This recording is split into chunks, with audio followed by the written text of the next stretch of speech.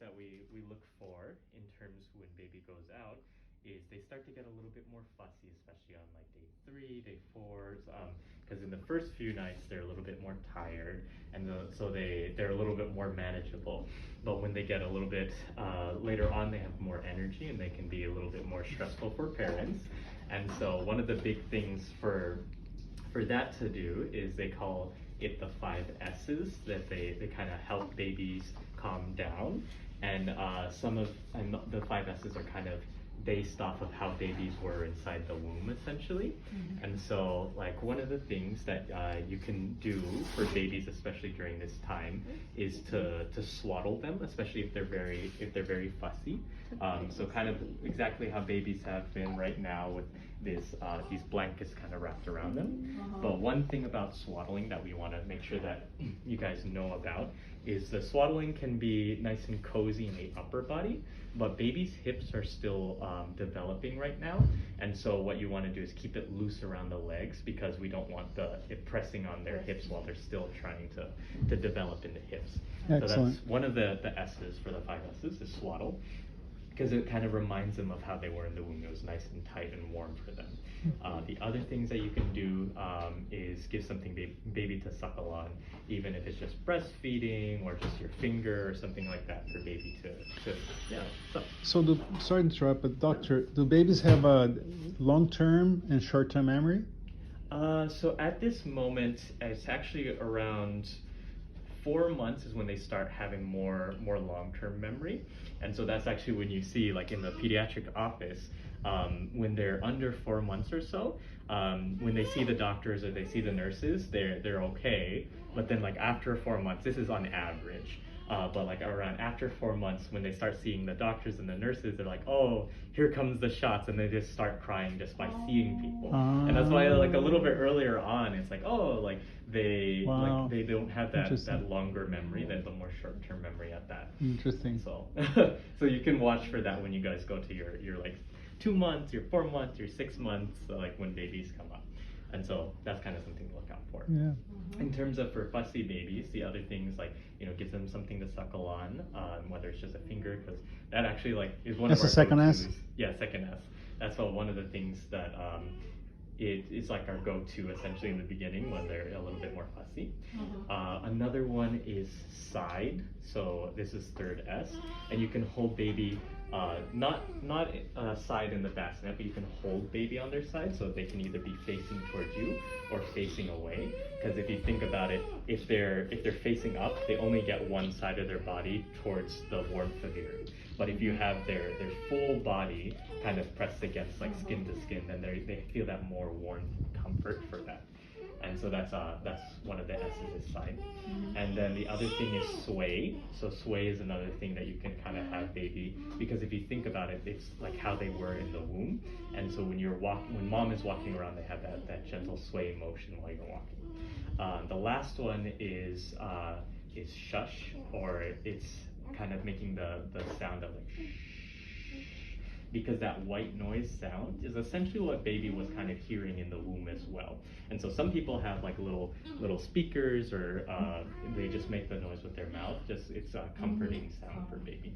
So those are like the 5 S's to kind of. Or a sound wave box. I mean, people have been buying. It's common now. They buy these. Yeah. They have something there.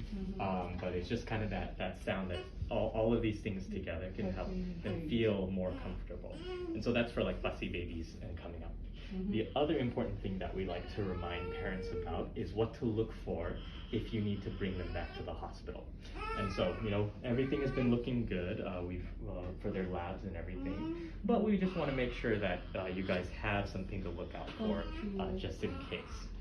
And so one of the things that we look for in the beginning and make sure that we're careful about is baby fevers. Do you guys have a thermometer for babies? Good. So the places that we check for fevers, or the temperature for babies, is on their head or their armpit. Those are the places that we recommend. And so the number that you'll be looking for is 100.4 Fahrenheit. And so we'll put this information kind of in the after visit summary in the packet. I'll go over it again too. Yeah, and it's just something we just want you to hear, so you can have it on paper and you can make sure that you heard it as well. And so that 100.4, 100.4 Fahrenheit and above is considered a fever for babies. And it's very abnormal, especially in that first month, for babies to have a temperature that high. And so that's something you go ahead and take them to the emergency department or urgent care just to make sure that the doctors see them. And then some of the things during this time is no fever medications, no like Tylenol or acetaminophen that you guys give, because at this time we base all of the dosing on their weight, and then also their liver and kidneys are still very young. And so that's something that they need to have the physicians kind of watching and giving the right doses for medications at that time. The other reason to take baby to like emergency departments or anything like that is if babies actually turn yellow. And so, you know, we had some of the jaundice or the yellow baby for them in the beginning, which is, it's normal to have babies be yellow in the beginning just since they're a little bit more immature in their recycling system of their blood. And then the product of recycling the blood is what kind of gives them that kind of yellow color essentially. And so it's normal for a lot of babies to have that. It's just if it gets too high or is very sudden, that's something to check and take them or call your pediatrician, or if they're not available for like a same-day visit, you can go ahead and go to the emergency department for that. And so sometimes you can check for babies like jaundice, because our skin actually looks a little bit more red because the blood goes through it. And so one thing you can actually do to check your skin color is if you press down on it and let go, that's our natural skin color under it without the blood flow going through. So you can kind of see some of that in babies, but usually if babies look very yellow, that's when you're concerned and you would go take them to the emergency department.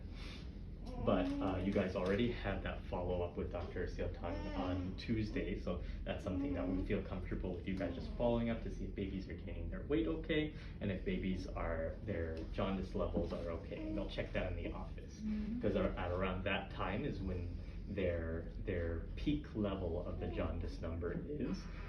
Those like 4th, 5th day or so is when it's the highest, and that's why we always have you guys check in outside with your pediatrician on the like day 2 after you guys leave or so. Oh. Yeah, and then I'm sure you guys have already had the car seat. I saw for baby A got the car seat, and so the things that we just recommend is car seat in the back seat, facing backwards, and then usually in the middle so that you guys can see baby. But as long as you can see baby with your car, then it's okay, as long as it's backseat facing backwards. The other thing people like to have questions about is when baby can bathe, and so that's all based off the umbilical cord. So the umbilical cord should follow. Doctor, don't you recommend a minivan? A minivan? Don't you recommend that for that purpose? Minivan is an access solution? There is no current recommendation for that. So that is between you guys. But that's the most efficient, effective type of vehicle, I think. Don't you think? They're spacious and they're economic, easy to get in and out. They're lower. That's between you guys. And so, to push me in minivan. oh yeah? This is minivan agenda right now? Yeah, no. Yeah, so anyways, for the bathing of baby, is when the umbilical cord comes out, and that should happen within 1 to 2 weeks. It's a little bit different. It'll just fall off on its own, it'll dry out and fall off. There's no need to put anything like alcohol or anything like that. That can be quite irritating for some people. But some people have tried it before, and that's why we make sure that we let everyone know not to put the alcohol on. So there will be no circumcisions. I don't have to bring the rabbi to circumcise. No. I was looking forward to that. But there's no. No I looked boys for it. this There's time, no. so. No. Yeah. And so that's like the main thing. But if you want to keep baby clean, one of the things you can do is just a warm sponge or like a wet rag or something like that, and just kind of wipe them down as long as you stay away from the umbilical cord. And then for the umbilical cord, if it's starting to look red around that area, or if it's starting to leak or swell, that's something that you would also go and to the emergency department or see your pediatrician same day for that. One of our videos, there's a tutorial on modified bath. We had this performed here. Yeah. With flying colors. It was a beautiful 2 times modified bath before the umbilical cord comes out. Yeah. And so it can happen. It's just people who are a little bit more experienced with the bath that they can keep the water around it. But just in general, the reason why we recommend not to is because some people have less experience and they get water on it, and sometimes the water has different chemicals or it can have some microbes at that time that can cause infection. So that's why we just recommend in general against it until it falls off. That makes sense. Don't do it at home. Yeah, not at home. Don't do it at home. We have the specialists here for that. So those are the main questions people have. Do you guys have any other questions about babies? Not now. Okay. So if any one of you have any questions, put in your comments. Just we'll chase down Dr. Walter here during the week, and there you go. we'll get some answers for you. Yeah, but it's been a pleasure working with you guys. I'll put in the paperwork so that you guys can get going home. Okay. Yeah, and thank you for the kind service, the efficient, very above standard. It's just an incredible standard of service, very high, and we're very happy with the outcome and our pleasure. and the level of care and detail is just a constant nurturing of the babies for every little issue, and non-stop amazing dedication. But also appreciate the kind words. it was just an outstanding service. I mean, I can imagine other hospitals to be this the staff efficient. out here is very good. Yeah. I'll be putting in that paperwork. But okay, let us know if doctor. you have any See you other later. questions. Thank you. All right. Bye bye. Thank you. Goodbye.